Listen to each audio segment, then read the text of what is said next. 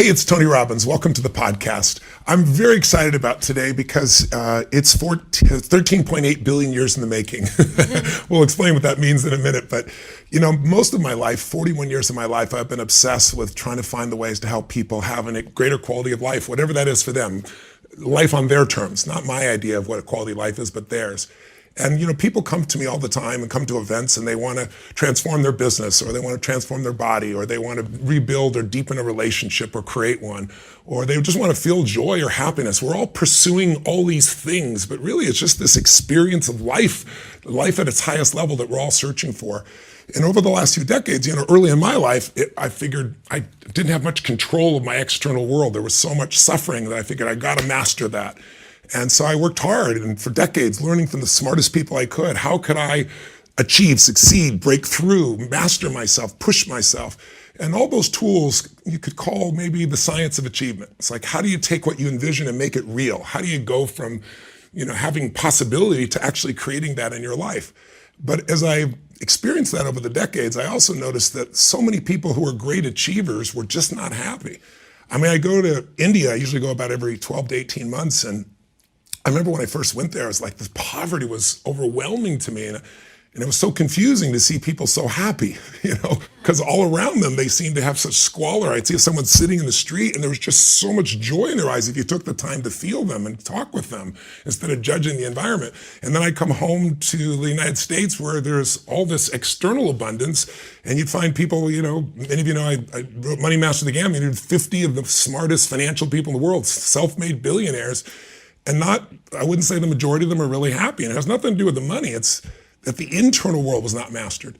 So if there's two sciences or two master skills, I think, in life that we want, it's like if we took East and West and put them together and we didn't make the other one wrong, we'd say, hey, it's mastering the science of achievement, but also the art of fulfillment. And of the two, for the last 4 or 5 years, I've been traveling the country, really trying to get people to feel and experience the beauty that comes when what's inside is great, regardless of what's outside.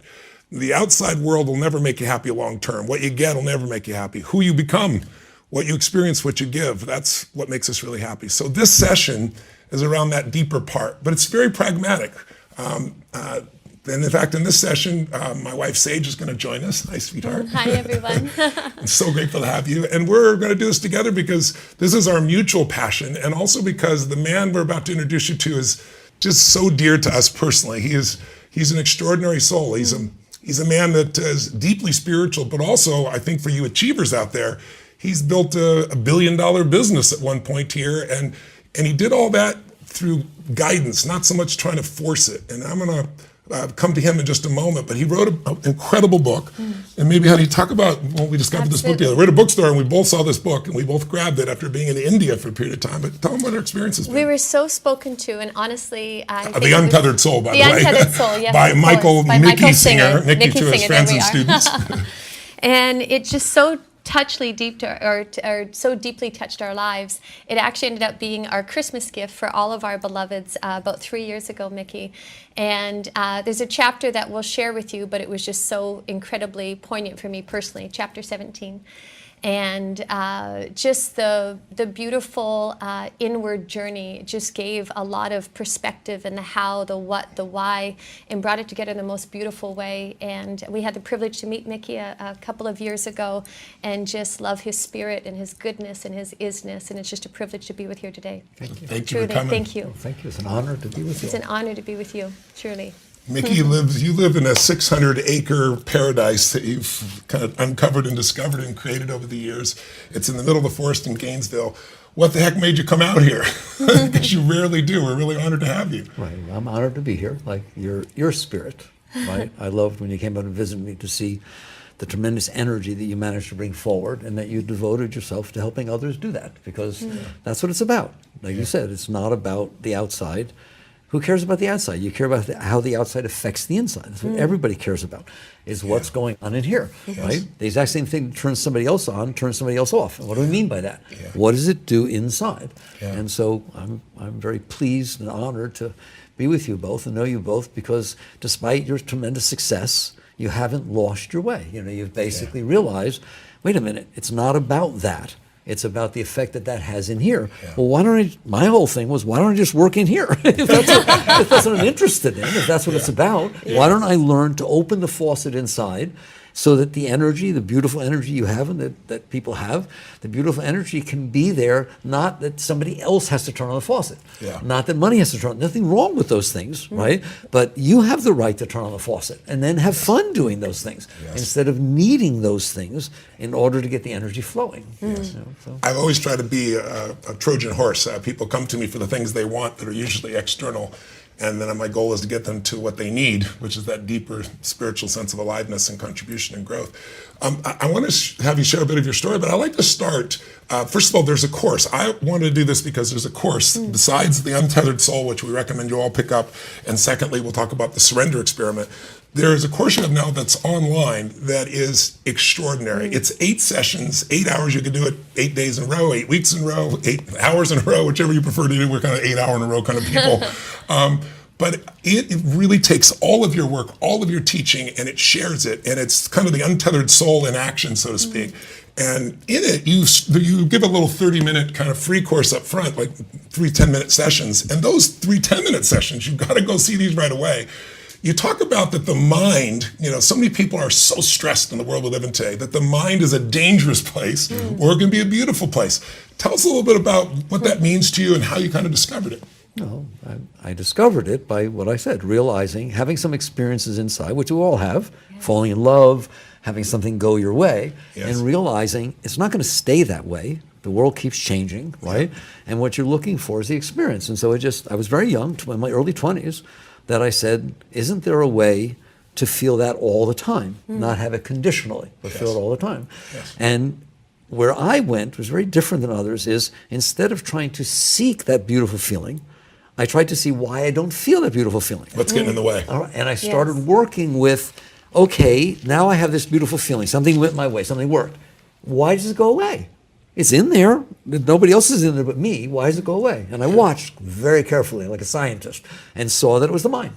That my mind would just sit there and say, yeah, well, she says she loves me, but other people have told me that's it. The minute the mind says that, there's not so much love flowing in there, right? And then I noticed that it was always saying that. And it was a serious party pooper, right? And then I noticed that it was There's no bigger party pooper than the mind if you don't manage it. It's what's doing it. And then I noticed it would say things like, well, I'll be happy if this happens. Okay? And yes, it's true. If that happened, I'd be happy. But there are 700 billion other things that could have happened instead of that. And by saying, I'll be happy if that happens, you said I won't be happy if all the rest happens. Because I'm looking just for that. And I started watching that, spending a lot of time with that, and realizing the mind can be a serious problem. All right?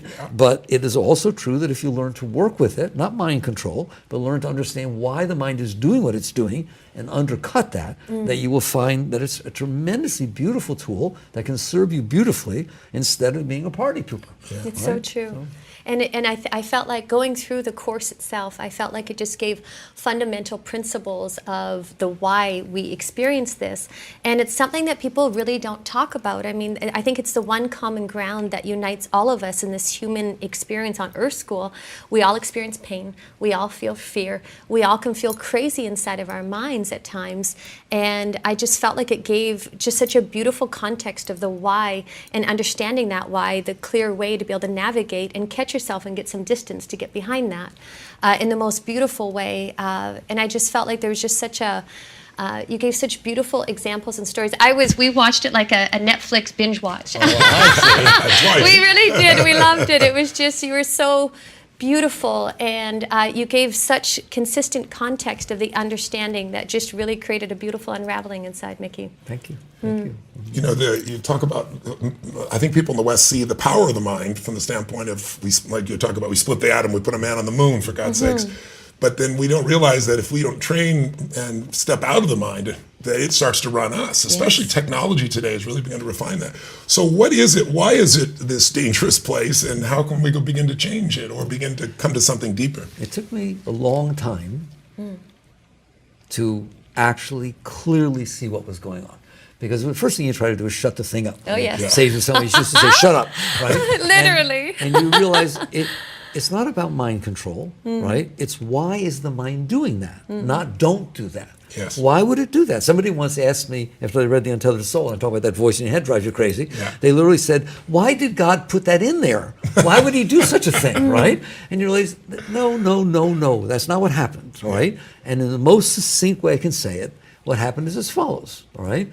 You have had experiences, we all have, in our lives that were not pleasant.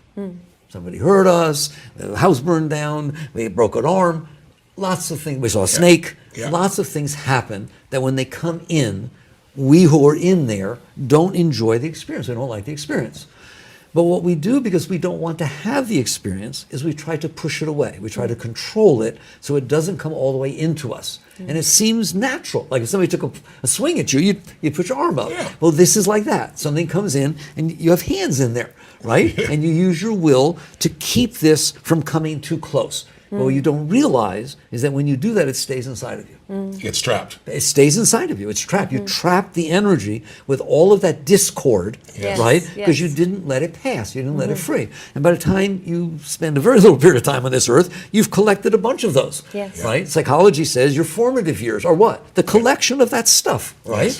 It doesn't want to stay in there. That's what people don't understand. It is not true that it's burned into your brain. You are holding it there with your will. And you know that because every time it comes back up, you push it back down. So afraid to feel it. That's exactly right. Somebody says something that disturbs you, and you said, I need a moment. If you're lucky, if you don't hit them, right? I need a moment, right? And you start with your breath, and you push, and then you say, I'm okay now. No, you're not. You pushed it back down, okay? And so to make a long story short, it's a long story, right? What would happen if you collected every single thing that disturbed you during your entire life inside of your mind? You would have a disturbed mind, and that's what's going on. For the vast majority of us. So, one of the things that I loved in the course, there was an insight, it was so simple, but I always believe that most of us make life so complex, and the enemy of execution is complexity. So you did a beautiful job with simplicity, and I've shared it many times also to remind myself that whenever we feel stress, we all feel frustration, anger, worry, sadness, loneliness, whatever, depression, any emotion that disturbs us, that what most of us do is we try to focus on the outside world to change something, change her, change him, change the environment, change the job, distract ourselves, change the culture, change the music, change the something. But we're all trying to change the outside world so that we can feel good on the inside. When in reality, we just need to go work on the inside.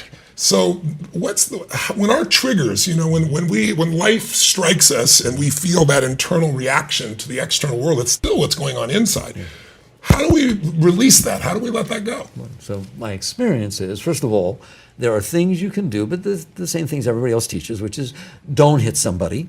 To learn to shut your mouth up. Don't let that express through your mouth because you're going to pay for that, right? So the first thing is a certain amount of self-control, which we all need in order to be successful, right? But that's not the answer, right? The answer is every single moment is not the big stuff that you work with. That's too late.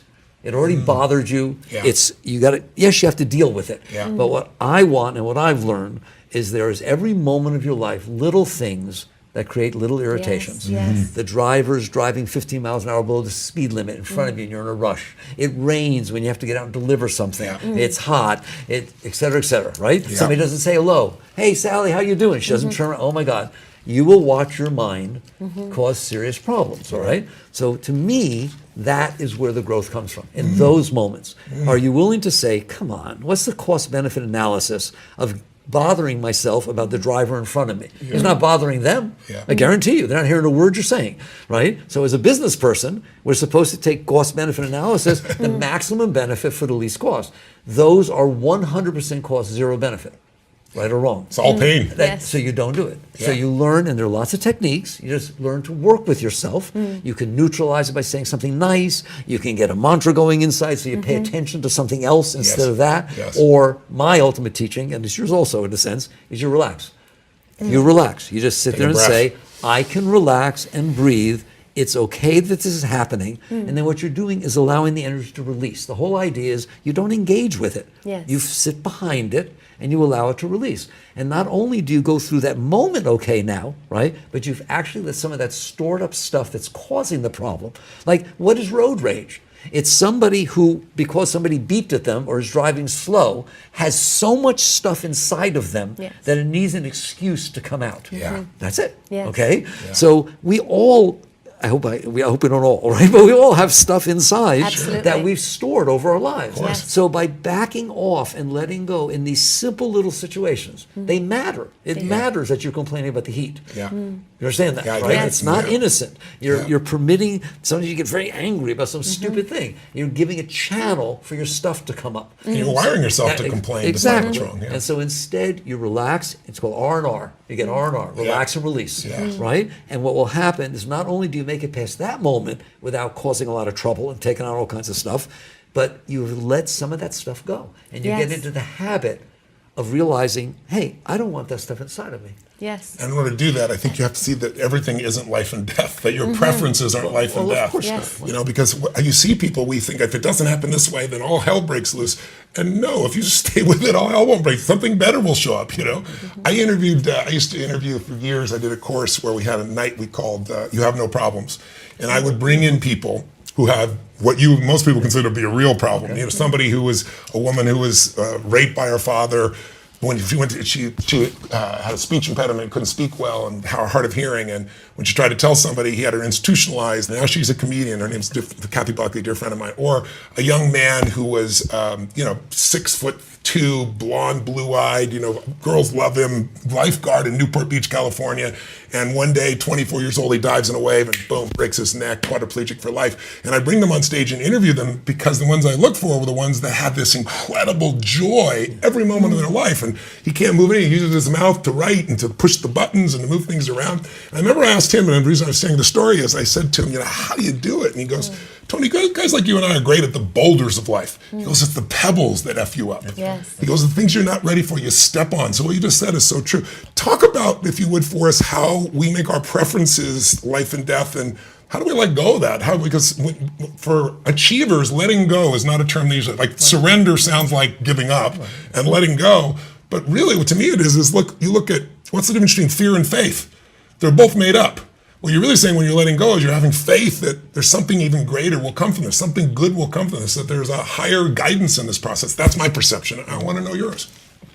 My perception is, that's fine, and I agree, it's more grounded, it's more base. Great. To sit there and say, if I am driving down the street and that person is driving below the speed limit, and I am causing myself anxiety and trouble, right? And getting ulcers, and then getting mad at the kids or whatever the heck it is, right? Yeah.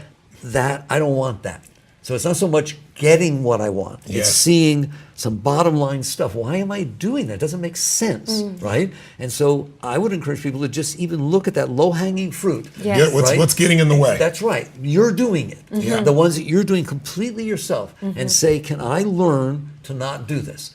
Right? How you go about it is a very personal thing, right? But it's something you start owning, that how can I be happy if I'm making myself unhappy? It's so true. And so what people do is they make themselves unhappy, then try to find a situation that will compensate for it. Yes, the outside world looks exactly.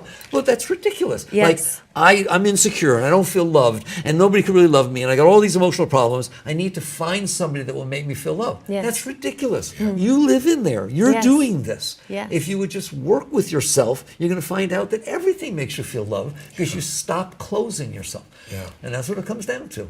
For myself, what's so interesting just on my own path, and for those of you listening, it starts because we're in there at the beginning. I didn't even know what I was believing and thinking. You know, you feel the resistance, or you feel the discomfort physically, and then it's like once you have the awareness, you're able to get a bit of distance behind it. And then it was almost like I felt like I was watching myself, well, that's dramatic. I would literally be like, well, that was a dramatic response. That's unnecessary. And what came at the beginning, it was, for myself anyways, it was almost hard to catch it because it was happening so often. I was unaware of what I was aware of, you know what I mean, at the very beginning. But with the awareness of mind and using, for myself, my body, I would just look at when I'd felt the resistance. It's like we know when we're open and you're connected, but when I'd start to feel like resistance or a shutdown or a tension, I'd be like, what on God's green earth? It literally took that to actually start to identify what I was actually feeling or thinking. And then with that awareness, it was like, well, this is, I get a bit of distance behind and have the awareness how ridiculous it was, and almost saw myself, and it brought humor. It brought humor rather than the charge of being in it and caught by it. It's so beautiful. And it's a endless, daily, beautiful, humbling practice. It's truly freeing yourself. Freeing yourself daily on and life brings things. It's like as soon as you start to get transcendence or understanding in one area, then life will give you something else, and it's like, oh, this too. And that's the beautiful, endless inward journey of really freeing ourselves and experiencing internal liberation.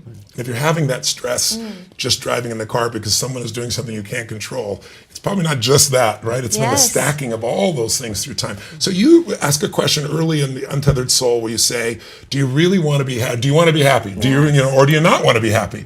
And you talk about making that decision, and that's something we had just made, ironically, before we read the book, so it was so like guided and affirmed. But let's talk about that. Why aren't most people happy? And they have the ability to be happy. They think something on the outside will make them happy. They get it, and maybe they're happy, or maybe they go, is this all there is? But what is it that's missing? What is that decision that's missing? And when people make that decision, how does life change? Right. So I'm a foundational person, all right? Yes. The foundation is because you've collected all this stuff inside that was not pleasant. You're not doing okay in there, right? Yes. If you collected every bad smell you ever had in your life and dumped into your house wouldn't smell too good. Right. You've literally made a collection of bad experiences. Yeah. So therefore, it's not comfortable in there. So long story short, you go to the mind, which is brilliant, and you say, oh mind, what needs to happen so that it doesn't get worse and so I feel better? And it goes to its memory bank, experiences had, and it said, well, when she said she loved me, I felt better. When I went to Europe, I felt better. Right. When everybody applauded, oh my God, I felt better, right? And so the mind builds this model of how the world needs to be for me to feel better than I feel. Right. And then you go out there and try to make it happen. Yeah. So that is, to me, a losing battle. All right, because the world, you don't own the world. I think it's hilarious how we think, right? The world's going on everywhere, and you're having one moment, and you don't control all the rest of the moments, but you think I control that one. I can get every moment that passes by me to be the way I want it to be. How are you going to do that? Yeah. How will you make the weather be what you want? How will you make her be in the mood you want her to be in? Yes. Understand that? So what you said, in essence, is there's only one way, like a laser beam, one way that the woman in front of me can be that I will feel better. Yeah. Well, then you're not going to feel better. Once in a while, it will happen, but the vast majority of the time, you won't. So the answer, once you understand the foundation, is to take a look at that and say, well, that's a silly way to try and be okay.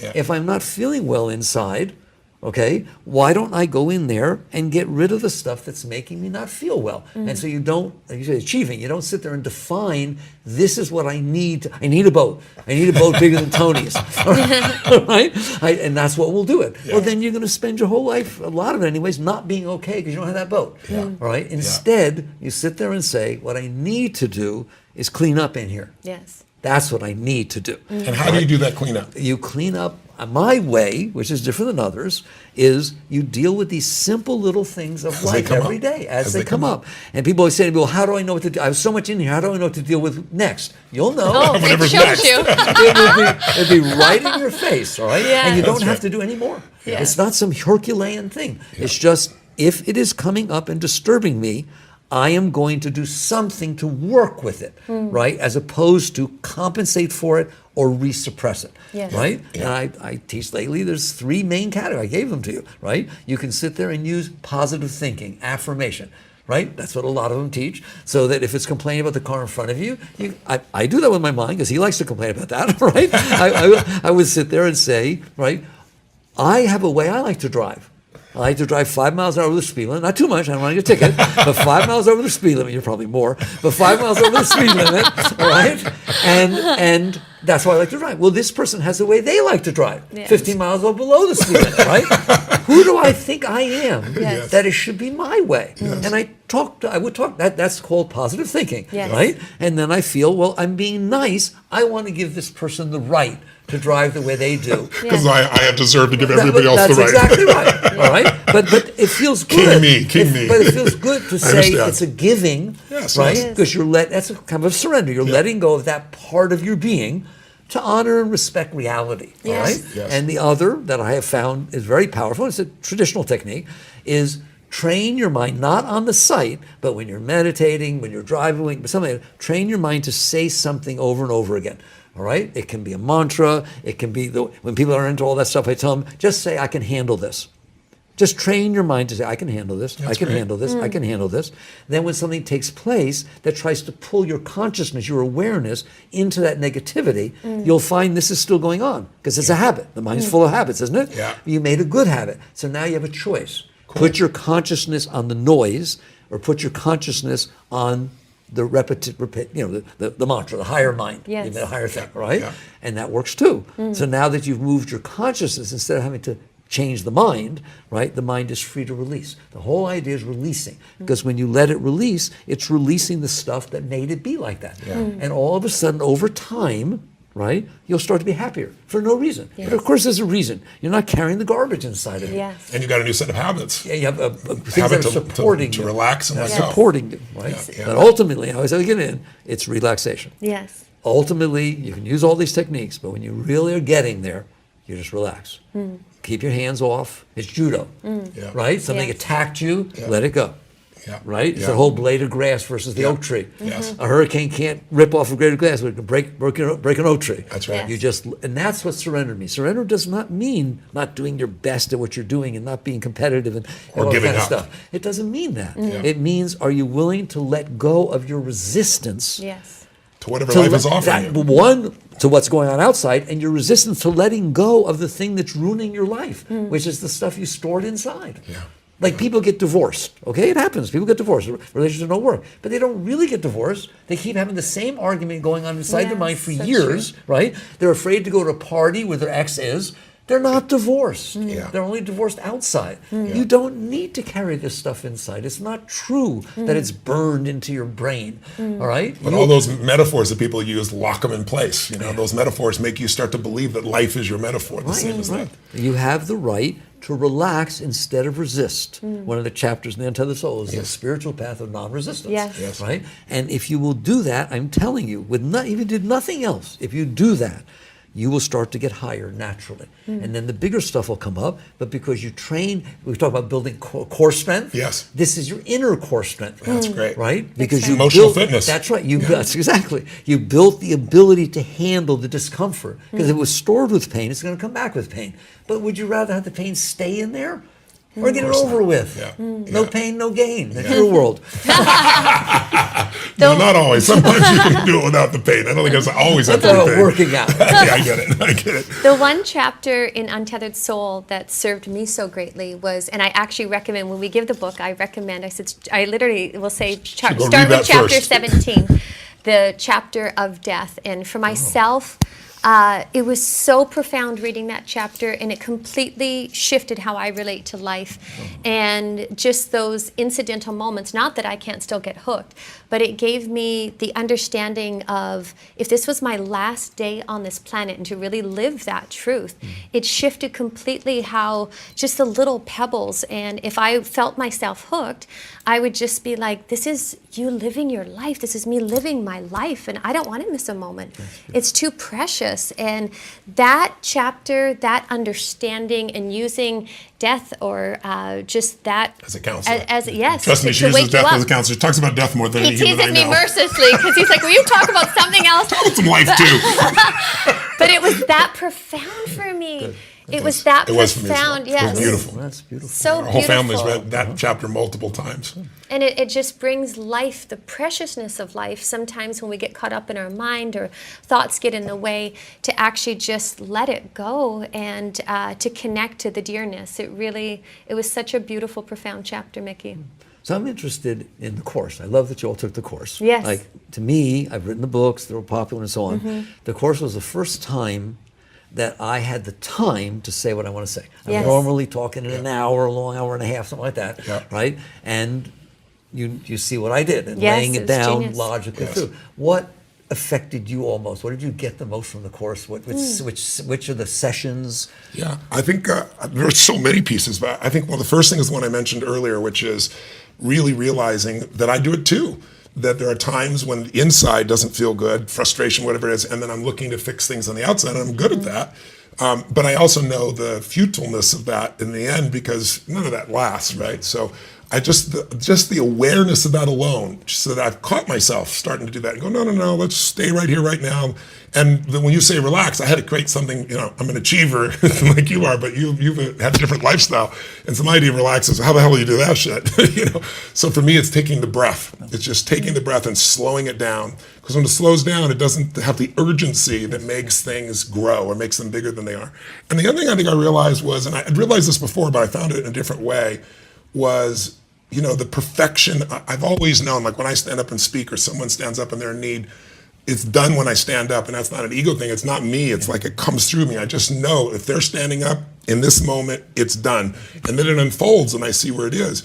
But that's true when I'm serving others, but I don't know if that's true. I use that so much everywhere else. I began to realize just how cheap my happiness was, because I have all these rules. I have all these companies and people and things that are going on. And you've run a very large company, and I've got 54 companies now, to give you an idea, and 1,400 employees. And so what are the chances if I pick up my phone right now that somebody's messing up, if my definition of messing up is doing different than I think? There you go. So I realized all it took for me to be unhappy was, I don't have it here, thank God, is my phone, right? I can pull that thing up, that's good, and we ride that road that, I think the average person I read the other day looks at their phone 86 times a day, and they're under 30, it's 127. I don't know how they come up with these numbers, but that's what they've averaged. But it's a dopamine hit up and down, and I'm just realizing, my God, if everyone has to behave the way I think they should for me to be able to let go, then I'm only be able to let go in rare moments, And so I think that part. I think the other part was, and I'd love maybe if you give the riff of what you talked about. People are so stressed about this is going to work or not, and talking about this moment is really made up of 13.8 billion years before. Yes. Would you maybe give a little riff on that? I think that would be really beautiful for people, just as a context. That's an example of where I love the course because I had the time. Yes. Okay. Yes. So what what we do in the second session was to sit there and say, basically, let's just start there, that what the course is basically saying is, hello, are you in there? Since and who are you? Since 19, when did I first wake up? 71, 72? 72. I woke up, I realized, like you said, I'm in there, right? Hello. I would ask people all these years, hello, are you in there? Do you know that Yes. no one ever said no? No one ever said no. Tell me what you mean by that, though. Hi, are you in there? Who are you? All right. So just whoever you are, you're in there. What's it like in there? And that's what the course does. What's it like in there? What's your experience of being in there? And what you realize is, well, I experience the outside world, but that's not all I experience. I have a mind going on in there, and I have this thing called a heart that emanates emotions. And that's your experience, is that you are in there experiencing these things. And then in the course, each session, we take one of those things at a time, right? To say, well, what really is the mind? What really is the outside? What really is your heart? And what is your relationship to it? And what can be your relationship to it, right? Yes, So yes. you're asking about the section that said, what is the world? And it has helped me so much in my growth Me to keep too. that perspective, Yes. right? And you sit there and you realize, did you make the moment in front of you? Tony, you're very powerful. People see you're very successful, right? How much of this that you see in front of you did you make? Did you invent the camera? No. Did you invent these people? Do you know them? Right? You know what I'm saying? The entire thing around you has nothing to do with you. Yes. Doesn't it? Yes, that's right? right. And yet, I love what you said. You define the only way you're going to be okay is if it's exactly the way you made up. Yeah. Well, you're not going to be doing It's too well. absurd. Yeah. All right? And so you ask the real question of, why is it the way it is? Where did it come from? Yes. And that course starts back with cosmology. It starts with the Big Bang, because all scientists agree that's where it came from. Well, what does that mean, right? And you come back out of the cosmic soup, all right? And basically these atoms get created. You didn't do that, did you? I don't think she did either, right? And all this goes, and then they bond together because of the laws of electromagnetics, right? The way the atoms get together, the electrons get together, and all of quantum physics and all that stuff. You have to understand it. You just understand you didn't do it. Nor did Einstein. nor did the quantum physicists that named it quantum or particles, right? The quantum particles. They didn't do it. It happened by itself through all these years, right? And then eventually it made this molecule called DNA. Yeah. Whoa, right? And that DNA created every single animal and humans and why your eyes are blue. You didn't do any of it. Yeah. So for 13.8 billion years, this went on, right? And the end result is in front of you. How do you not go, wow? I mean, the one that I really see people's mouth drop. So I sit there and say, wait a minute, if you don't get this, right? If your great-great-great-grandmother didn't meet your great-great-great-grandfather, you ain't here. Yeah. That's right. And they go, whoa. That's true of everything. Yeah. If they, I sometimes, I don't know if I told the story in the course, but I make up a story, right? That there were dinosaurs in Florida. Okay, and there were dinosaurs. Did I tell the story, right? And one dinosaur during a mud storm stepped his big foot somewheres, right? And of course the water went in and this and that. That's where Lake Okeechobee came from.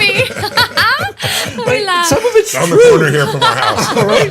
It's true, right? Every single thing happened by itself. And now you drop down with your consciousness, and what's there now after 13 billion years comes into your consciousness, and all you do is compare it against what you made up. You compare it against your past experiences of like and dislike, and you get mad at the way it is, or you run after it. Yes. It's crazy. Yes. It's crazy to fight what life has given us as opposed to appreciate what life's given that's us the and figure out how to utilize what life's given us. The key is to sit there and say, would I rather be on Mars or in empty outer space and have nothing going on? No. Yeah. But this is the gift that was given to me. What? The moment in front of you. Yes. Right? Yes. But it's not what I wanted. What are you, a 2-year-old? Yes. Like, it has Yeah. nothing to do with what you wanted. Yeah. But the only way I can be happy is what I wanted. You did that. Yes. Why don't you sit there and say, I want it to be the way it is so that I can have the honor of appreciating what 13.8 billion years and all of physics and science created for me to play with, learn from, challenge by. Right? It's like a sport. Yeah. Nobody says it has to be the way you want. When you play sports, the other team's not going to do what you want or think. That's right. You got to be on your toes and enjoy the experience and be in the zone. Yeah. Right? Yes. You Yeah. should live in the zone. Yeah. You can't do that if what you've done is developed a mindset that's saying the only way going to be okay is if it's this way. Yeah. Right? So that's where your 13.8 billion years comes from. Yeah. Right? And that notion, Mickey, for myself in the course, you get in life and we can all innocently and ignorantly fall asleep. And you get up and you see your partner, your spouse, you go to work, you come home, and there's just this monotonous energy that we can all fall asleep in. And what I so loved in the beginning, I said, if you were my science teacher in school, I would have been obsessed. Because it just gave this broader understanding, but in that broader understanding that gave perspective and just going out further, it created more awe. It created more wonder for just life itself, for actually living and breathing. I remember one of the first times I was ever in India, we went to Varanasi. And I was standing there, and there was just like this sea of humans that looks like chaos, and yet everything's all just happening perfectly. And I'd never felt more insignificant in the most beautiful way. Like it was just a sense that whether I'm here or not, all this life is happening. And I felt that you demonstrated that in a way, in such in like literally where we, like life itself, something's beating this heart, and we don't even have an awareness and appreciation of that. And so that just really, I don't know, it brought more awe and wonder and just humility of just this miracle of life in itself. And you did such a masterful job in your, just in your own passion and enthusiasm came through that it engaged us in such a beautiful way. And I loved every minute. I loved truly. That's beautiful. And the examples, you remind me of what we talked about in the courses. Like, there's something like 10 trillion cells in your body that are communicating, working, living, breathing, eating, and so on. You're not controlling any of it. That's right. It's all going perfectly. None, right? And you sit there and you say, well, I need the business to be this way, right? When was the last time you thanked your liver? When was the last time you thanked your spleen and pancreas? If they went wrong, you ain't got no business. That's right. Right? That's and right. you just take it all for granted. Yes. And then your mind defines this little tiny thing saying, I'm only okay if this happens. Yes. Yeah. Why are you doing that? So it doesn't mean that you're not a great business person or a great athlete or so on. It just means you unburden yourself from this negativity that the mind is creating and the limitation of saying, I'm only okay if this happens, right? Now you can bring your whole being into the decision-making process, into the sports process, into your relationships, instead of trying to use the outside to compensate for the problems you're having. It's a whole different life, isn't it? Completely different. You know, it's people in our culture have been conditioned to value things different than what really matters. And it's like even happiness is poo-pooed, and happiness is an advantage. Happy people have better relationships. Happy people, you want to be around them. Happy people have better parents. Happy people do better in business. Happy people have more connections. Happy people have more health. And so the question that you're asking really is, what's keeping me from the happiness? And some people think it was airy-fairy, but what you really got to see is it's your constriction of everything having to be a certain way for you to be happy. That's the only thing getting in the way. And if you can learn to appreciate whatever life is offering you right now, you can still appreciate, use it, and then shape what you're capable of shaping, whatever God or the universe has given you. That's a different world. I want to bring forth, though, something I think it's important, because some viewers could be sitting, or listeners could be sitting back, oh, this is interesting, airy-fairy stuff. But you've used this, and one of the reasons I have so much respect for you is not only the poetry of your soul and how you communicate, especially in your writing and especially in this course, but it's also, you've lived this. You know, you live, you know, kind of a monastic almost lifestyle from most people's perception. You're in the forest, and you have your classes and the people you're with. It's beautiful. But you've also a man of the world. I mean, you built $1 billion computer company, and you know, in the surrender experiment, you really talked about your journey. I wonder if you'd share with us a little bit of the journey. Like, only what was it, 8 years ago, you went through about a 7-year cycle of the government coming at you unfairly. Could you talk about that? Because I think it'll give more gravitas to people who might be sitting there going, oh, okay, these guys are talking about happiness and letting go and be spiritual and all that crap.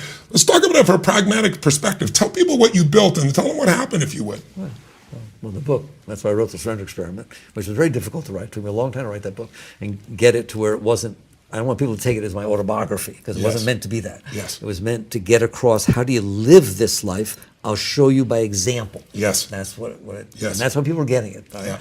But basically, because I was doing this work on myself, because I vowed to myself, I'm not going out there and bothering other people to be the way I need them to be because I have problems. It's not nice. It doesn't even sound nice. It sounds rather manipulative, all right? But that's kind of our culture now. Everybody's trying to make everybody else believe what I believe, or you're evil, do what I believe you should do, or then you're we wonder wrong. why there are wars. Yeah. Okay. Now we have wars everywhere. Male, female, young, old, Exactly. in between, Every level. Republican, Democrat, That's everything. right. That's right. So I decided to do this work on myself, and I've devoted my life to that each situation I'm going to let go of what I can that's disturbing. And what happened, and I'm not the only person this happens to, truth is it happened to you, it happened to anybody who's really successful. Yep. If you really look at it, you didn't do it. It came, and you participated, right? But the universe unfolded in a way that presented opportunities to you. You have no right to take credit for that, even if you're very smart. How do you know how to be smart? Who gave you your brain, right? What if your brain stopped coming up with answers? You wouldn't know what to do, right? And so you become humbled a little bit to realize you're given the gifts of your body, of your life, of your brain, of your heart, of your abilities. Of being born in this time in history with these choices, places you live. Everything, all right? And so I kept letting go. And what happened is somehow the universe, the story of the computer, right, as I walked into a Radio Shack store, and my God, it must have been 1978, all right, when the first PCs were coming out. They weren't even called PCs yet. IBM hadn't even thought about putting a computer out. It was that little Radio Shack TRS-80s, all right, it was a little keyboard, and it just fascinated me, and that's more the kind of stuff you talk about, somebody's passion and where that comes from, right? I can't explain that. But all I know is but you found I it. touched the keys, and they came up on a screen. I'd never seen that before. Ever. No one had. You typed a typewriter, it came out on a piece of paper. Not you touched it, it came up on a computer screen, right? And so I took one home and I taught myself to program, all right? And so, yes, it took a certain amount of intelligence or whatever it is, but everybody we have human brains, they're very smart, all right? We just use them for the wrong thing, all right? And basically, as one thing unfolded to another, I ended up, the book tells the story, I ended up writing a medical billing package. People asked me to, I didn't decide.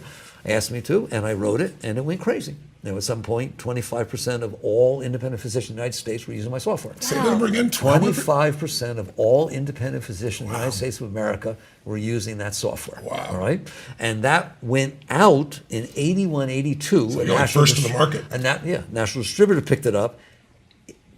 Not the exact version, but that piece of software, the medical manager, is still being, somebody the other day told me that they went out and they had a way to check that 44,000 people at that moment were logged into the medical manager. Was that 35 years later? Wow. That's ridiculous, right? Especially how technology has changed along the way. Well, it evolved, but it was course. still the same software, Yeah, I right? get it. So in any event, basically, I learned this thing which I call surrender, which is I don't have to do this.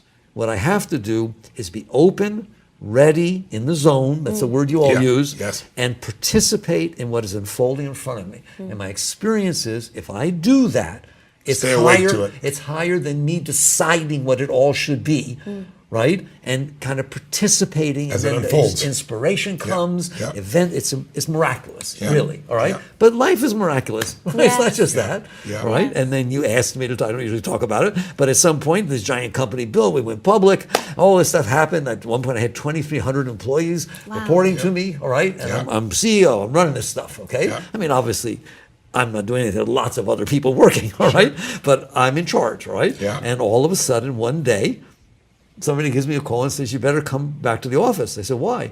Because the FBI is here. Well, why is the FBI here?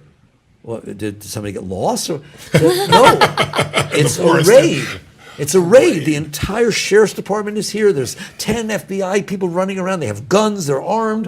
They've taken over the facility. What? As if I know, in my wildest dreams, I couldn't think what was going on, right? And so what happened is one of the employees that did not work where I worked, or I was worked from his home remotely, had been stealing, and had been doing kickbacks and doing very bad things, all right, which we knew nothing about, all right. We had actually, the lawyers had caught something. They were getting wind, investigating it, but what he did was, I don't need to tell the story again in the book, is he used his manipulative powers, right, that had earned him millions of ill-gotten dollars, and went and figured he was caught. So he went to the government and said, we told him to do it. That the entire executive team knew it. How could they not know what he was doing? Come on, right? Right. And they bought into it, right? And he Bastards. turned witness, right? The very guy that did the exactly. deed turned Right. against. And listen, the people are trying to do their jobs. I don't blame them. You follow me? And so Yeah. the entire FBI and the entire Justice Department, there were 3 raids in 3 different cities, and they for 6 years did every single thing they could to prove that we knew what he was doing and that we should be responsible for what he did, and he got off. He served 1 year, but basically they let him off of everything, right? And so that was a heck of a thing to go through. It was Yes. dark days, and there were times in that, and as you tell the story, when like your lawyer who was really fighting for you and starting to make progress develops cancer, and now he has to go off and get cancer treatment, and then the judge gets changed. That's And, right. I mean, you had so many things that you could not control that would seem insane, and yet through it all, you would stop, breathe, relax, let go, and just trust that this is guiding you to a higher place. Tell them what happened in the end. Well, my view was, I wasn't even the higher place thing. My view was I devoted my life to letting go of the garbage that comes up inside of me. That's what I devoted my life to. It's an experiment, Yes. right? Okay, this was causing some garbage to come up. You could be sure of that, all right? It's like, wow, all right? I felt like Christ laying down on the cross, all right? Because I had And for 6 I had years. no idea what was going on. Yes. There was nothing to do about it. Yeah. And you're innocent, yet you're being, And they're doesn't all matter. claiming, you're saying you're the mastermind behind this because you're the CEO, Well, right? they really did 10 of us, and they were all innocent. The entire they did our general counsel, the CPA, the outside accounting firm. They had to prove everybody was wrong if they were going to sit there and say that Yes. it was a conspiracy. Right. All right. So basically, I kept letting go. That's what I did. Wow. I just kept letting go, honoring the experience, honoring the purification, and I did not let my mind say it'll work out fine. That's a Was, cop out. I can handle this in the back I of can you. handle this. I can handle this. I can handle this. I will. can handle this. I can and I will. can and I will. And miraculously, the whole thing went away. It was just as if somebody pulled a string. They dropped all the charges. They dropped everybody else's charges.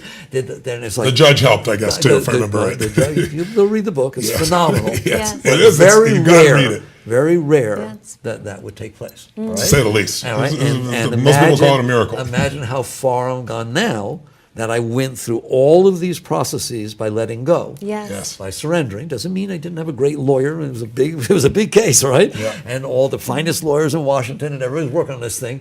So you didn't You surrender did everything you that. could do, but then you surrendered whatever we couldn't I control. surrendered what was coming up inside of me that was having difficulty with the situation. I want to be able to sit on a planet, Yes. spin through space while I'm here, and enjoy the journey. Amen. And boy, that's Regardless of part of what that journey. happens. That's part of the journey. Yes. Yeah. Right? How many people get to tell that story? Little Yeah. story I Yeah. just got to tell. I tell to my grandkids. But you also build spiritual muscle. You build. You wouldn't. It's like as soon as you claim, okay, I'm going to be happy no matter what, no matter if it rains on my parade, if people are unjust, because they're going to be unjust. It is going to rain on your parade.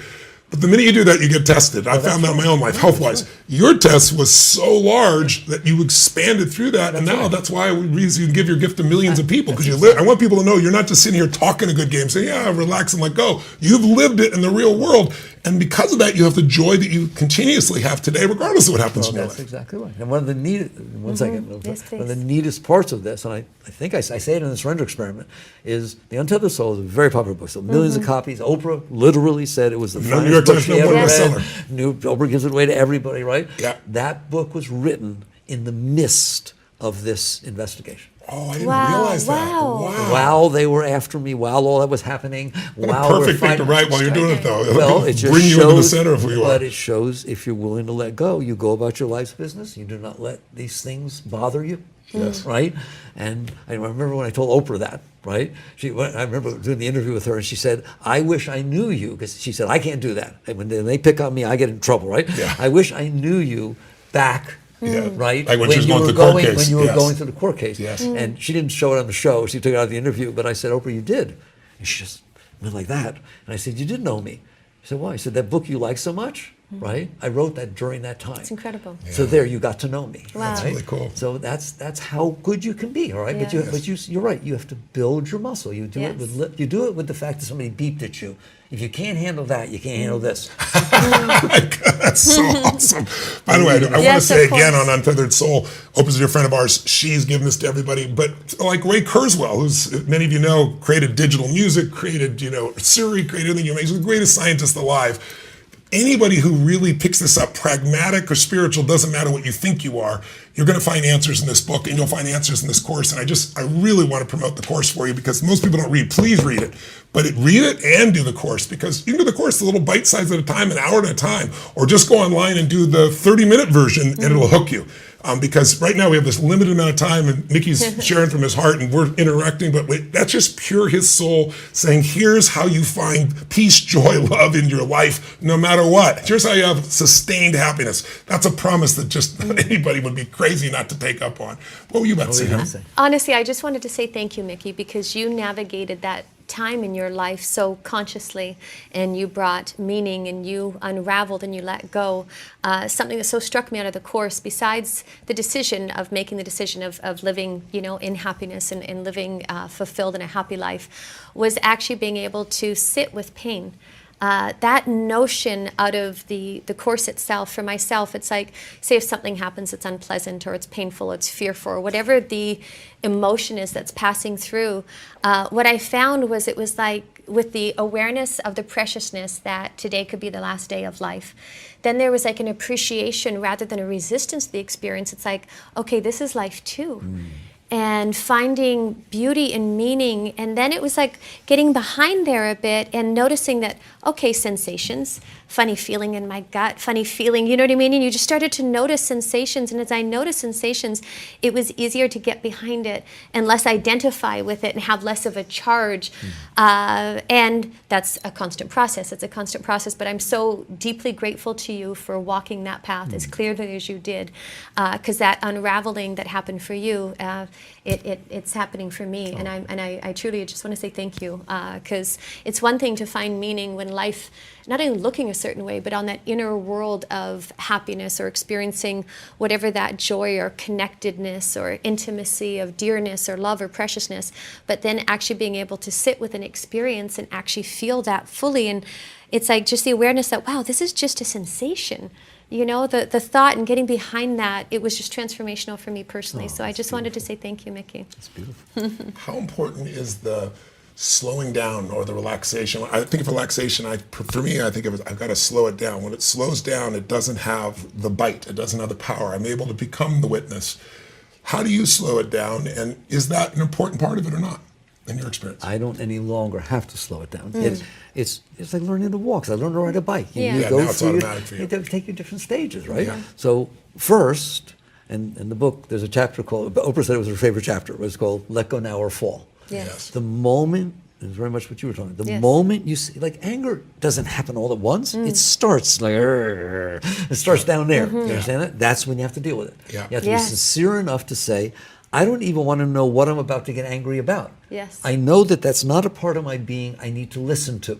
All right? Right. So when it starts, you relax, right? It's that commitment to relax. You relax your shoulders, relax your chest, relax your tummy. It doesn't take time. It's not like you have to put aside time to do this, Yeah. right? You just have to be conscious and Yes. be committed, right? Yes. So you relax it and you lean away. You just lean away from the noise, right? And you actually don't realize it. At first, it feels good because you didn't get angry. You didn't get all Yes. involved or Yeah. neurotic or whatever it React, was, yeah. right? You react. But you're actually leaning into a deeper part of your being when you lean away from the lower part of your being, right? And I want to do one little thing because a lot of your people are very successful, obviously. They work with you, so they get successful, right? And I often have people say to me, I don't want to give up the fear. I don't want to give up the anger. It's what drives me.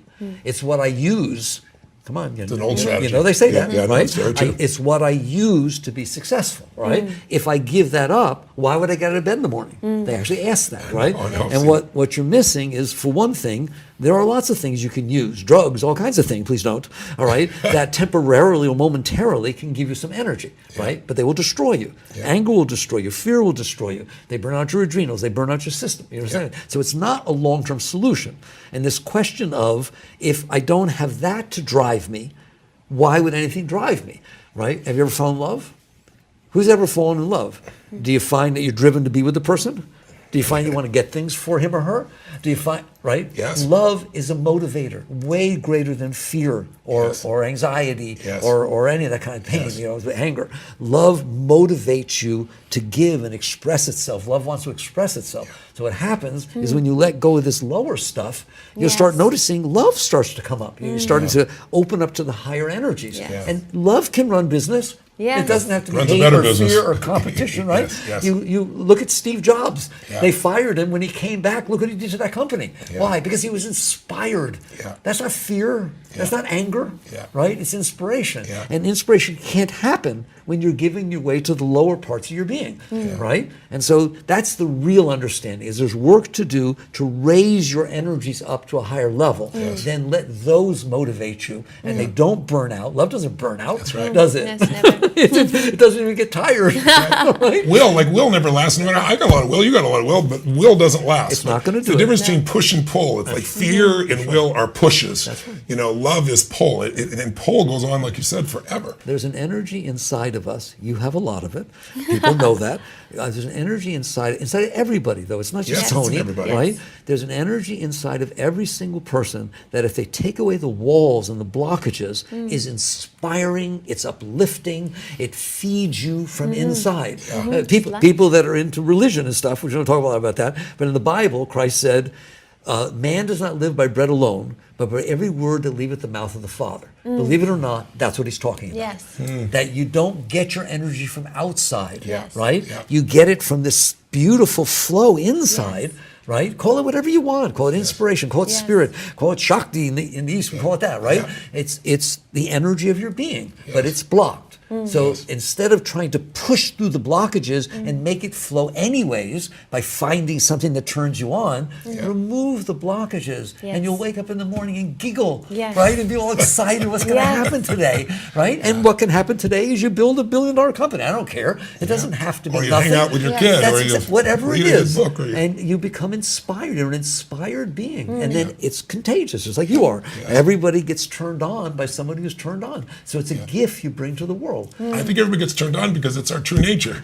All it is it's flipping on the light. You know, it's like darkness only exists because of the illusion because you don't have the light on. And Exactly. what I'm hearing you say is it's oftentimes I'll try to give people the metaphor of how people tell me their most stressful thought will often, very often, and they'll say, "Oh, we're going to make enough money. Is my business going to make it? Am I doing enough for my kid?" You know, all the things that people do in their heads. And in a large room, 10 or 15,000 people say, "Who else has this thought?" And 99% of the room has the thought. I said, like, if you're going to be stressed, at least find an original thought to be stressed about. Don't be copying everybody else. That thought's been around for 1,000 years. You really think it's your thought? And so that process, but what shifts the energy for me is to often use the metaphor of like turning a cable TV. You turn to one channel and it's all horror pictures. Turn another, it's all comedy. Another one, it's all romance. you have developed these ways of lifting the energy to those higher energy levels. And this higher energy, it's like it connects you to a different thought pattern, to a different emotion, different experience. What are the ways you've described the you don't even have to worry about slowing down anymore, but the letting it down, letting it go, relaxing, separating back from Lean it, away from pulling away, but going deeper into your deepest true self. Yes. Is there anything else that people can do, or any other triggers you can give them that can help them to make that separation and come back to the truth in a Well, powerful way? traditionally, and traditions sometimes have meaning and purposes. Sure. There's this thing called meditation, Sure. right? And it's becoming very popular, but not meditate so you get enlightened, and not meditate for hours. That's silly, right? Yeah. 15 minutes in the morning, 15 minutes in the evening, just like you work out, just like you work with your diet, right? Yes. And you use that time to come in tune with yourself. It doesn't have to be spiritual experiences or white lights or anything like that. Yeah. You use that time to sit there and say, what is my mind doing? You're going to be afraid to look, right? And you practice witness consciousness, yes. what you're talking about. Yes. And what will happen if you do that is just exactly what Sage said. Your seat will become more, we call it becoming established in the seat of self. Yes. Okay? Your You're true just, self, your you're higher just self. there. You're consciousness. You're Yes. there, right? And you realize I'm looking, let's say someone came to you and said, my heart hurts. Right? Normally, a normal person with therapy and what's wrong and who did what, they don't want to come to me. Right? I won't let them do it because I'm going to say the same thing every time. How do you know? You should see their face if you say that. How do you know your heart hurts? It's like, no. That's not what you're supposed to say. No. How do you know your heart hurts? And eventually they get mad at me and say, because I'm in here and I see it. And I'll pronoun to them. Right? Who's in there? Yeah. Who's in there? Yeah. Right? Yes. You're not the hurting heart. You're the one who's experiencing the hurting heart. So the more you come back in tune with yourself, Yes. right, the easier it is to let go. So meditation, taking a little bit of time for working with yourself to develop these habits. They're just good habits, right? Just like if you want to build a business, there's certain That's consistent what- things you got exactly. to do. And if there's something broken, you go to a doctor and work on it. You talk about that in the book and in the course. If your heart was hurting, your arm's hurting, you just go to somebody. But when your mind is constantly chattering with what you aren't doing, it's not enough, you're not pretty enough, you're not strong enough, smart enough, or whatever people do inside their heads, or it isn't working the way it should, we don't do anything with it. So you're saying take 15 minutes twice a day and get some witness, get some experience from that, let go of that, and develop the habit of that so that when it does happen in That's day-to-day right. life, That's right. you've already got that muscle built. That's right. And I'll share from my own experience. It's clunky in the beginning, just for those of you that are watching, because it doesn't happen immediately, and it really is practice. And for myself, if we were relating and I came in hot one day, and You hot? and I was already in it, so I was charged. It was already happening. In the moment that, for myself, the statement helps me so much. This is me living my life. And the note, once again, it's just like bringing death right there. And it's like, I don't want to relate that way. And so in the moment I have awareness for myself, I just own it and take responsibility and say sorry. Because to say sorry, it's like it connects you and it offers a different currency. I think what's so beautiful too is, as speaking of the higher energies, it's a currency, it's an energy, and love gives of itself. And as we get more out of our way, rather than I want the external to love me or I want this to make me feel good, it's like this flowering of this opening as we continue to let go, that this love just wants to give, it just wants to serve, and it's so natural. And for myself, if there's a moment that, I don't feel that I'm my best self, to actually own that and to just communicate that and convey that, I'll just say, listen, I was just crazy and I was blind. I'm sorry. Can we please reset? Oh. And until this day, we do it no matter what immediately. It's the agreement that starts with it. Either one of us gets sane. That's all it takes. We'll both get sane. And to really deeply connect to that, because in the awareness, then, I don't know, just that I'm sorry, and to mean it from your soul, it just cuts. It just cuts and it harmonizes, and then you get some distance, and it's like, okay, now let's relate from here. And it just becomes that habit of, in the moment you have awareness that you're crazy, you're unconscious, you're blinded, for myself anyways, just to speak that, it breaks the pattern. It's also, if this is the last moment you're going to have in life with your beloved, is this the way you want it? And no one knows when that last moment's going to be. So we use that frame of reference with each other as well.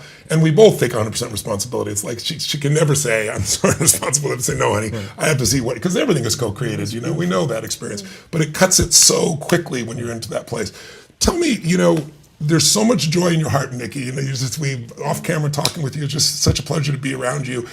that pleasure, you said, is infectious. And I know you've worked in the prison system as well. Tell me, guys in prison, I've seen guys in prison that are free. I know you have too, because they're free in here. And I've seen guys in prison that, I've seen people on the outside, they're not in prison. Most people are not free. Tell us how you approach things when you go into prison, because I think it's a good metaphor for all of us, that maybe not acknowledging that we've got our own mental prisons at times. Right. I don't go in anymore. I went for 30 years. I went into maximum security prisons. That when the lawsuit happened, actually, it was one of the sadder things I said in the book, that they said you can't come in while that's going on. And so that broke. So it was just one of the tragedies of that stuff. Yeah. But the net result is I was going into maximum security prisons. Most of the guys will never get out, right? Florida State Prison and Union Correctional up here. And my attitude ever since I started teaching is, I don't think of myself as a teacher, I just sharing my experience, is I don't change what I have to say anytime, no matter who my audience is. So when I walk in that prison and I sit down with the inmates, with my boys, my men, right? I say exactly what I say sitting in the temple or when I say talking to you, right? And what is amazing is no matter who they are and where they came from, they get it. Exactly the same, right? And to this day, I say I don't go in, they still write me. I get lots of letters from the inmates. We send our books in for free. We do the thing. But they stayed free. In fact, there was a neat experience I had just before the whole thing happened. I couldn't go in anymore. They decided to separate the men in prisons, where the older ones would go to a prison. They broke the prison system up a different way. And so these men that had gone together were meditating together and had support groups together, got torn apart. And literally at 3 a.m, they would come in. They didn't want to tell them, they didn't want trouble. They would take them, they couldn't take their books, couldn't do anything. It's not nice to think about, right? And they took, one of the men, all right, the black man, probably in his 30s, 40s, but he was very sincere. Right, and he was trying to meditate and so on, and he used to say to me when I go into prison, he'd look at me and say, "I'm still watching." It melt my heart. I'm still watching. Okay, that's beautiful. And so he got torn away and thrown down to some prison, somewhere in Florida, and he wrote us, and it touched me so deeply. He said, "This was one of the worst experiences I've ever gone through, and thanks to your teachings, I have gone through it instead of letting it destroy me, and I'm still watching." That's beautiful. It's beautiful. I watched it all Witness happen. it. But I was going to say in something you said, and I want to make that point, because we've talked about surrender, but you need to take the course to understand what surrender means, Absolutely. right? It's not what people think it is. It's a difficult thing, right? When you were talking about being honest and saying I was in a bad space, right? Isn't it true with both of you that there's a party that doesn't want to do that? Of course. Now, I want to talk until about you that. make it a habit. But I want to talk about that. Yes. Because that's what surrender means. Yes. Surrender means the willingness to surrender that part of your being. Amen. So that something that's blocking. higher can happen. Yes. Right? But that's ego. It's The just ego. pure ego. Yes, Right. yes. I want to blame it on him. Oh, yeah, I don't want to admit I absolutely. was wrong. Right? Man, the breaking of that habit. It's one of the most important ones in life. Well, for a relationship, if you don't have that for relationship, every it's pretty business hard. too. Yeah, it's true. It's true, because business I is remember relationship. in my business, and I shouldn't use the name, but I will, where the EDS, remember Yes, EDS, yes. Perot's company, right? Yes. They wanted to have something to do with our business. So they flew their senior VPs, presidents, and division, everything of healthcare out to my place, and they flew me over there to Plano, wherever the heck they are. Yeah. And I remember that we were sitting on the plane, right, and he was talking to me, and this particular person sat there and told me that they were trying to change the culture in this company to where they literally were training their executives to say I was wrong. And he didn't like it, right? He said, come on, these are power people, right? But they literally had caught on, the higher level of that company had caught on that if you're not willing to say you were wrong, right, you can't be right. Absolutely. Because you can't work with anybody. Isn't that beautiful? Plus, you can It's never so make a mistake. beautiful. You can never But- do anything but isn't worthwhile, that how right? the ego That's is? gorgeous. Yes. Yeah, it is so true. Right? It is So that's true. what you're doing. We all need to do, even in business. Right? Absolutely. Just that, don't worry about what you look like. That's ridiculous. Worry about how you're helping the situation outside. It's not about you. It's about your contribution to the overall whole. That's what business is, right? If you make it be about you, it's dead because you're not doing so well. You got to add more value than anybody else in the marketplace. To do that, you have to be clear. That's right. You got to let the energy come through you, and you can't have all this muck getting in the way. Yeah, that's exactly right. And that's what I call the zone. That's right. When the muck is not there, oh my God. Yes. Everything flows. Right. I was watching a football game the other day, and I was so impressed. They were sitting there talking about how some of the rookies, I think it was some of the quarterbacks, were talking, Rodgers, right? They're talking about how some of the rookies aren't ready yet because they're still thinking. Wow, is that deep? So true. Aaron, right? They're still true. thinking, and you can't do it right while you're thinking. That's right. It has to be You have to be in zone. the flow state. Yes. Yeah. But isn't that beautiful? It is Isn't beautiful. that Which what we're requires, talking about? Yes. and that trigger is maybe doing something enough, I can handle, whatever the case may be, till you let go, and the flow just happens. Well, that's exactly it. Every time you let go, you are open. They are like blinds. You have blinds closed that are not letting the light in. All right, it's not The light about of joy, finding, the light of it's love, not the about light of- Great finding more metaphor. light, energy. Right? It's not about finding more light or setting up artificial light. It's about opening the blinds. And this, what we're talking about, and obviously I'm very impressed. You guys got it, and that's why you're so successful. All right, and that's why your relationship is so successful. It's beautiful that you will love each other at that level for such a length of time, right? And everyone should learn from that. And what it is about the willingness to open the blinds. It is. If you open the blinds, the energy. And it's your blinds. Most people won't open Yes. somebody else's That's what- blinds. that's exactly right? right. If I could just you to open your blinds and see this, that's what most of us do, and I've certainly been guilty of that in the past. But when you open your own blinds, then everything is And but clear. the energy comes in. Mm-hmm. You're a Well, you being of can't have high energy energy. without it. You know if you close inside, that energy doesn't come. No way. Right? And No so way. the willingness to take that risk of letting go of the part of you that's limiting yourself, which is the ego, and the Yeah. self-concept and all this stuff, right? And you just keep Which is letting just it go. another word for ego, is just fear. So a lot of people, they make the ego like it's this thing they got to fight. It's just fear. That's really what it is. It's the fear you're not enough. It's the fear you won't be loved. It's those unconscious fears. And if you will relax and let go, you find out the fear is unfounded. It's like, how many things in your life have you been fearful about or frustrated or worried about, and they never came to be? And you spent all that time being stressed. I love that old quote that says, that a coward dies 1,000 deaths, a courageous man only once, a woman only once, right? It's just like, let's just deal with it as it comes up as opposed to what we do in our mind, because so much of our pain and our stress in our lives is just made up by the mind. And getting out of that and back into the heart, the spirit, and the soul is what it's all about. And Go it ahead. also ends he should, she should, these ridiculous unconscious expectations of another and unconscious blame or unconscious judgments. And when you have that full responsibility and you claim that for yourself, it's like, oh, you turn that around. I should. All this advice that we're giving to whomever in our life, it's like if you're actually willing to turn that around and take responsibility for that and then offer that, it neutralizes it. It completely unravels these internal knots that we have and the insane expectation that somebody is supposed to behave or do something different or speak differently, or that's just craziness. And yet when you're in it, you don't see it. But when you actually have that understanding, it's like, oh my gosh, I'm so sorry. And that's just such freedom. That's just such freedom. It's trading the expectations for appreciation. It's like that's when suffering stops. It's like all the expectations are not going to be met. Doesn't matter how hard you work. They're going to be people are going to be in a different state, a different situation. They're going to have different goals. They might have a better way to do it, and you just doesn't match your picture. But what I found is when I start to expect, like just let go of the expectation and find things to appreciate. There's always millions of things to appreciate. Suffering's gone. The joy recovers immediately. It's not like something you're going to get someday when it's there. I want to come back to something you mentioned earlier, but I'd love it if you just plan it a little deeper, and I know we're going to wrap up our conversation soon, but one of you said one of the most important questions to answer is, who are you? Who's in there? And you kind of started to allude to it, but you have several metaphors you've used before to get through to people so they get to see that who they are is not their emotions, who they are is not. Would you share maybe a moment or two of that? Well, and that's the deepest teaching there is. I think so too. I think the main thing is to ask yourself, right? When you go to sleep, you dream. You wake up and you tell her your dream, right? I don't understand. Were you there? Who saw the dream? Was it the same person who watched the dream who's looking out through your eyes?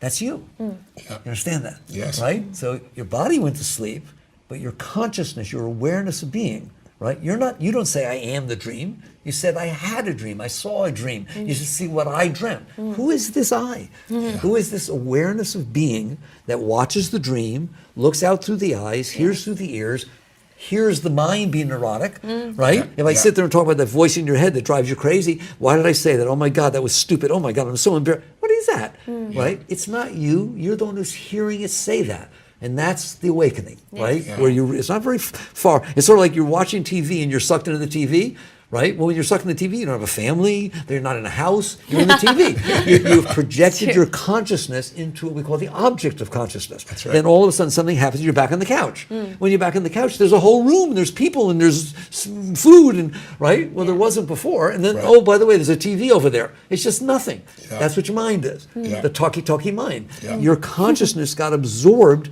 I would call it in the I channel. Oprah has an O channel, you have an I channel. Okay?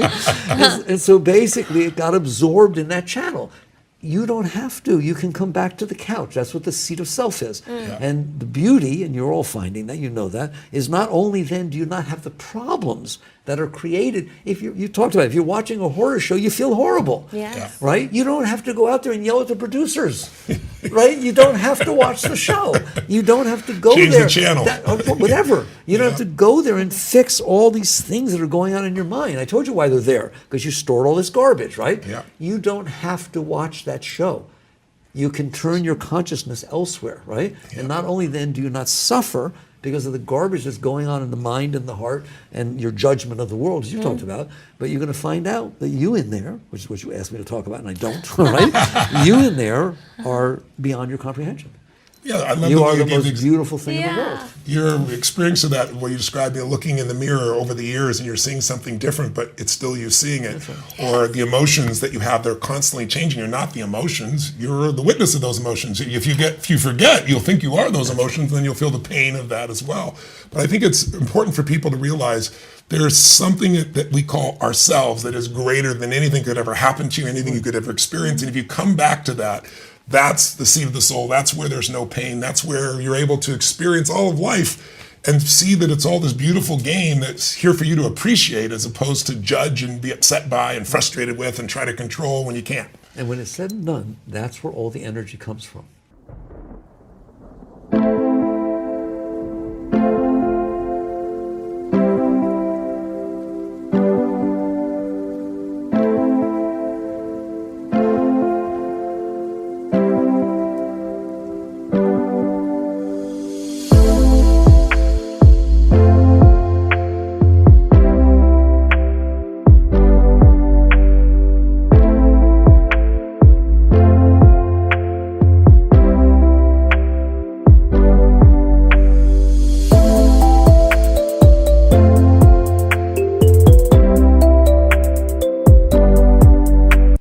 That's what you find. It's the freedom. But it is the source of Yes, energy. Like I I get it. quoted from the Bible, right? Yeah. Man is not by bread alone, but every word that leaves the mouth of the Father.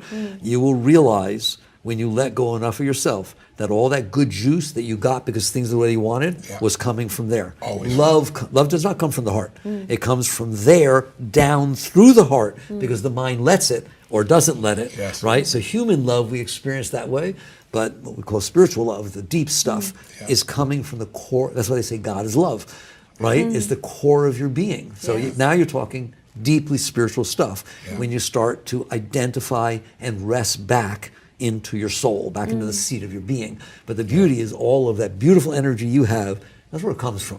It is the source of your being. And everybody has the same amount and more than you do, all right? Yes. I agree. And period. And even the people on the side of the street, there's, right? It's Indeed. just that they're closed. And Yes. so the whole key is how do you open? And that's what the course is about. You got to do the course. He's Yes. not selling it. We want you all to experience it because we've had a little hour here or so, but you want to tap into that. I want to mention one thing though. You triggered me on. You know, when you look at people's lives, most people have been taught God is love on the surface, but they also think God is judgment, and the mind is really the judgment, right? How do you get people from God is judgment? Many people have been raised that way. They've been conditioned to think that way, depending on how they were raised, religiously or non-religiously. To where God really is love and where joy is the natural experience of their expectation of life. But by doing every single thing we talked We about talked this about, entire hour, Eat little steps. coming Yes. back to your core. Like, I don't mean quoting the Bible in here, but in the Old Testament it says man was created in the image of God. That doesn't mean God's got 2 arms, 2 legs, and a beard. That's God is created in the image of man. All right? Yeah. And you're going to find out, and I don't want to be the one who tells you, that as you come back in here, The more you do that. you feel that closeness. Yes. And you realize that is my nature. I'm Yes. divine in nature, right? I'm watching a human, but that which is watching is spirit, right? And that's where it falls away. And you start feeling love. And there's a chapter in the book like that, the last chapter. You start feeling love and joy, and you realize, is that what's back here? Yes. Is that what God is? Yes. Love, joy, acceptance, surrender, the whole ball. A direct experience Your of that, direct as opposed to someone that's- telling you what it that- is. that's exactly It's not right. personal. And it's not mental. Yes, exactly. Yeah. You have had, you alluded to, I think one of the books, I don't remember where, but you alluded to, and your life is kind of an expression of, you've moved from seclusion to service to some extent. And we were telling me off camera here that this is one of your finest pieces of work. Tell me, what is your legacy? What is it that you're trying to give this world? Because I know Mickey in there would just love to hang out and just experience this, but he's also called. I mean, that's the real Mickey. We talked about that, right? He'd be by himself in total joy and happy. He doesn't need a damn thing. Me too. But Mickey also is called, this part of him, this higher part of you has been called to serve. We've been so touched by your service. I know so many watching already have been touched by your service even before this interview, and I know will be more, but tell us what pulls you out now to serve like that still, even though there's some, there's sometimes that feeling of wanting to be back there. And what is your legacy? What are you wanting to leave here? Well, first the answer is surrender, which again, the course is called Living from a Place of Surrender, the Untethered Soul in Action, right? Yes. Because people can't get surrender by the word. The word surrender means, I surrender. Yeah, I give up. Okay, I give up, right? Sherman is, surrendered, all right? that is not what it means. I'll never do that. That is not what it means, all right? And so basically, why I teach and why the service is taking place is because I've learned to respect the moments that unfold in front of me. And those are the moments that unfold in front of me. I sit out there in the woods, I sit in the woods, and kids come out, and people come out, so I teach, right? Yeah. And so on, right? It's not a thing I'm doing, it's a service I'm performing because of the moments that are unfolding in front of me, right? And it becomes really easy when you live that way. It's not a conceptual way of living, and the whole business grew that way. Right? We don't understand that, right? And as far as a legacy, when I did with Sounds True, produced the course, when I did the course with Sounds True, what everything inside of me said was, this is my legacy. This is what I get to leave behind. If people want to learn what I learned, if people want to hear how all this happened, right? I get to have these 8 to 9 hours in 8 sessions where I can say what it is I want to say to you. I care about you, right? I'm looking in the camera, right? I don't care if I know you or not. I care about you because I know it can be way more beautiful than these artificial things, right? And this lays that out, right? In a very logical fashion. Well, we're deeply appreciative of all that you've gone through. No one will ever know all you've gone through to find this. Before we began here, we were doing a little meditation together, and you shared something that really touched me. You shared a little bit of just the awe of your story of how does this man, yourself, be guided from where you were, and I'd love you to share kind of what your background was for a moment, to moving into the forest and then going through the incredibly deep meditations and commitments to building this business, to now being the spiritual teacher. I mean, if there's any sense of awe in life, I look at the same thing in my own life in a different way. But would you just share that little journey for a moment, just so that people can get a sense and what you feel as you think about it today? Well, the main thing I learned and the main thing I see and I live is, if I had listened to me, it would not have happened. Okay? In other words, me meaning Mickey, me meaning the voice, the preferences, the whole thing. There's no way, right? Because the direction you were heading initially was what? I was going to be a professor in economics. I was getting my doctorate degree in economics, right? But I didn't make that decision. Sort of like how life pushed you, right? And then I had a very deep meditation, and where that came from, I can't answer. But I decided I had no choice. It was so deep that it moved me so deeply that I said, I can't go on in life without exploring this. Right, and that's when I moved out to the woods. Right, and my thought was, I'm going to move out to the woods. I'm going to meditate. And I'm going to die there. That's all. It's do or die. All right. And there was no concept of anything after that. Right. But then I learned that as long as I was in there struggling with myself, fighting with myself, with my all the noise and the problem, that I could never be free because I was fighting with myself. The worst battle you ever want to have is the one between your left arm and your right arm.